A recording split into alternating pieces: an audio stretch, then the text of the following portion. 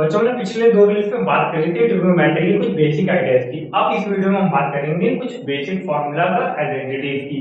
सबसे पहला हमारा फॉर्मूला आता है sin theta is equal to 1 upon cos theta. अब मैंने पहले ही बताया था कि sin थीटा cos थीटा का रेसिप्रोकल होता है, तो हम देख सकते हैं दूसरा हमारा फॉर्मूला क्या आ जाएगा, cos theta is equal to 1 upon sin theta.